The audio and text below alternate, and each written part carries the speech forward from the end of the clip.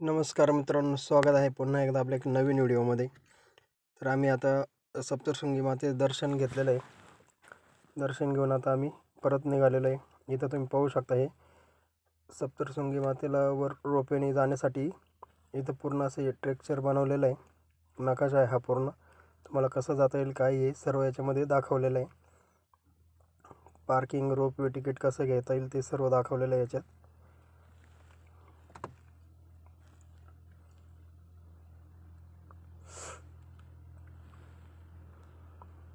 तर आम्ही आता बाहेर निघालेलो आहे. इथे पूर्ण शॉपिंग एरिया आहे. आता इथून आपण बाहेर पडतोय. चला तर मग आता निघालेलो आहे आम्ही.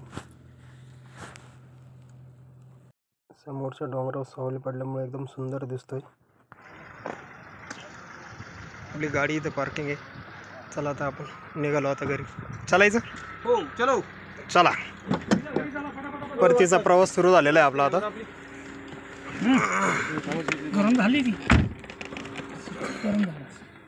चला. जय माता दी. सप्तशृंगी माता की. चला तर आता पाहूया आपले पार्किंगचे किती तास झालेले आहे आणि आपल्याला वरतून पैसे भरावे लागणार आहे का नाही.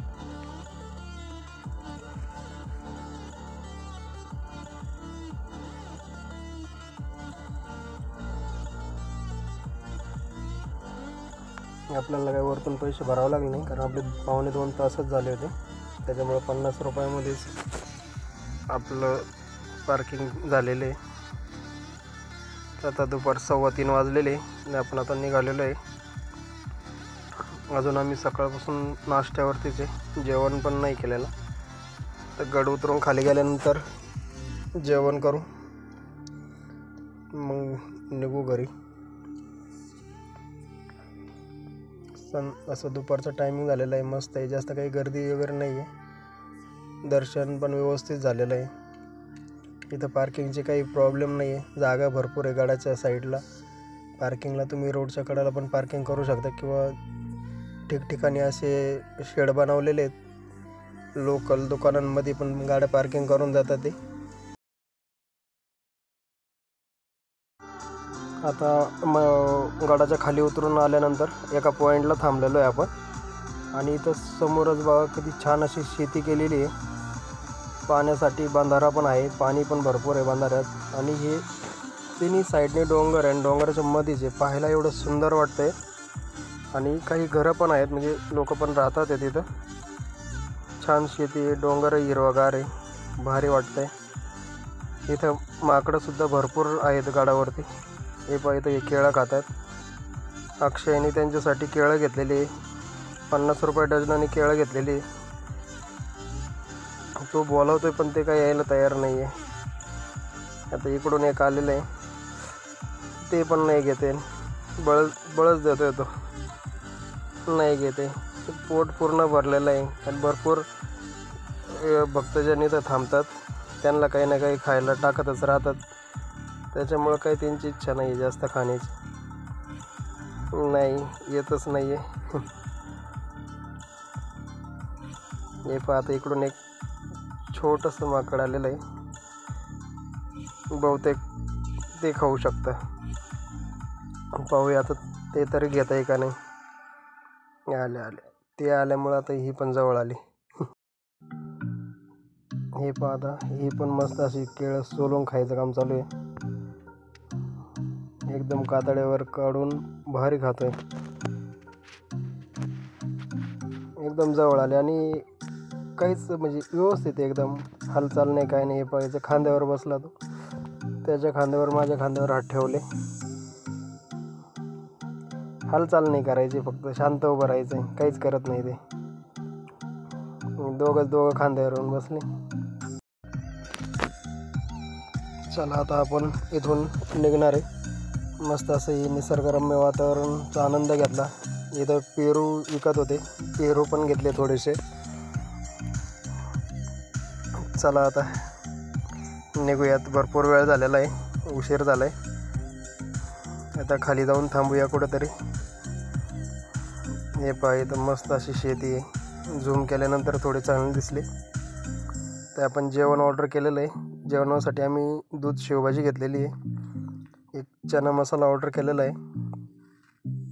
आम्ही प्युअर व्हेज असल्यामुळं साध्या सोप्या भाज्या घेतल्या आणि आता जेवण चालू करतोय. पाहूया चना मसाल्याची क्वालिटी कशी येते. भूक तर फारच लागलेली होती. छान असं चना मसाल्याची क्वालिटी भेटली. मस्त फुल जेवण झालं आणि आता आम्ही निघालेलो आहे.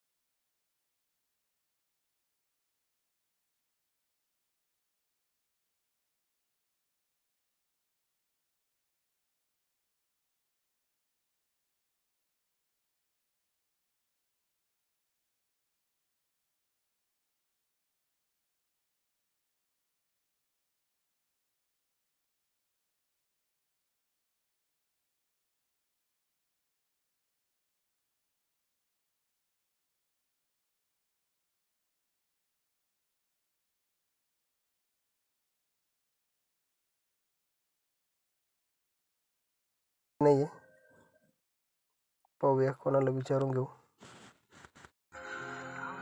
आता इथं पुढं एक चौक दिसतोय.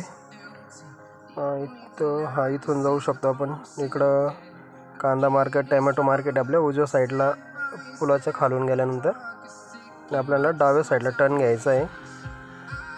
निफाड रोडला आपल्याला लागायचं आहे ना, त्यासाठी आपण डाव्या साईडला टर्न घेणार आहे. पाहूया आता पुढं जाऊन कुठल्या चौकामध्ये निघतोय हा.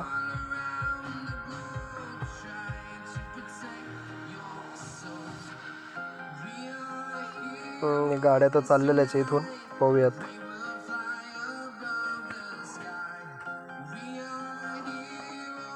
गाड्या पण येत आहेत या साईडने बाहेरून, म्हणजे तो समोरचा रोड बंद केलेला असेल.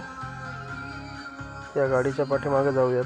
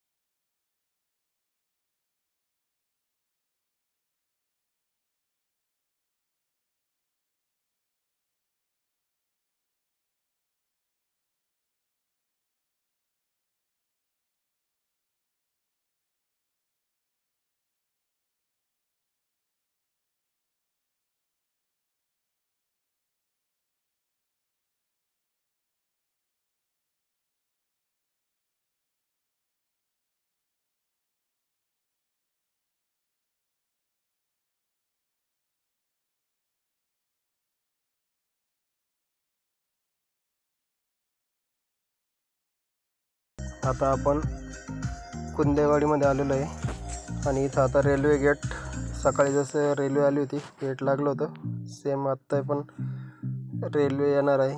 त्यामुळे आत्ता गेट लागलेलं आहे, पण ट्रॉफिक खूप जास्त आहे. बरंचसं मागे आहे आपण रेल्वे गेटपासून.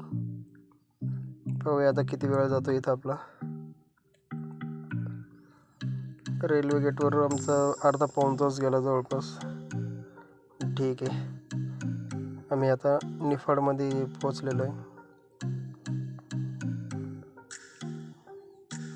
आता काही फारसं लांब राहिलेलं नाही.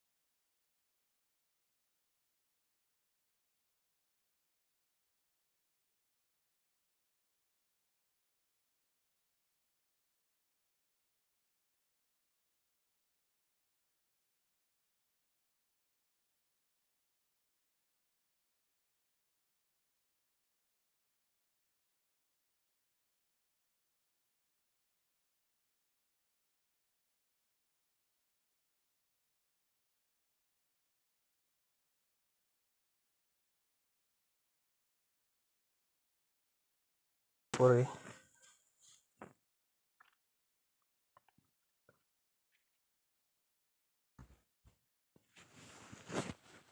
आता आपण इथून थोडंसं पुढे गेल्यानंतर परत मेन हायवेला लागणार आहे. अजून 2-3 किलोमीटर जायचं आहे आपल्याला.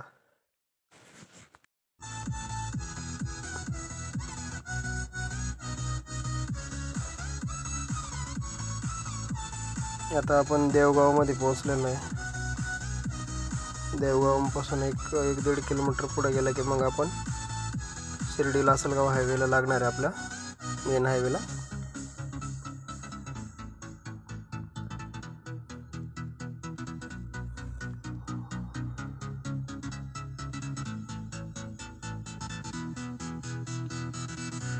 तुम्ही जर शिर्डीवरून जर सप्तशृंगीला जाणार असाल तर हा हायवे एकदम चांगला आहे आणि शॉर्टकट पण आहे. शिर्डीवरून तुम्हाला मेन रोडने जायचं असेल तर कोपरगाव, येवला आणि येवल्यावरून परत निफाडला यावं लागतं. तर तिकडं जाण्याची गरज नाही आहे. तुम्ही सावळीवीर फाट्यावरतून देरडा फाटा, कोळपेवाडी या मार्गे भरोस फाटा आणि निफाड या हायवेने असं तुम्ही येऊ शकता. किंवा शॉर्टकट पण चांगला आहे हा. वेळ पण कमी लागतो, हायवे पण चांगला आहे, त्याच्यामुळे तुमचा वेळ पण वाचतो.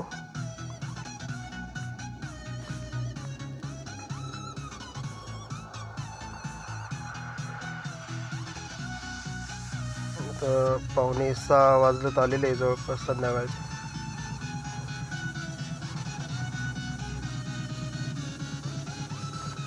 अजून आम्हाला 4 ते 5 किलोमीटर राहिलेलं आहे घरी. जवळपास घरी पोहोचल्यासारखंच. आता रोड चांगला आहे, 5-6 मिनटात तर घरी पोहोचून जातो आहे मी. पुन्हा भेटूया असेच एका नवीन व्हिडिओमध्ये. व्हिडिओ आवडल्यास लाईक करा, शेअर करा, सबस्क्राईब करा.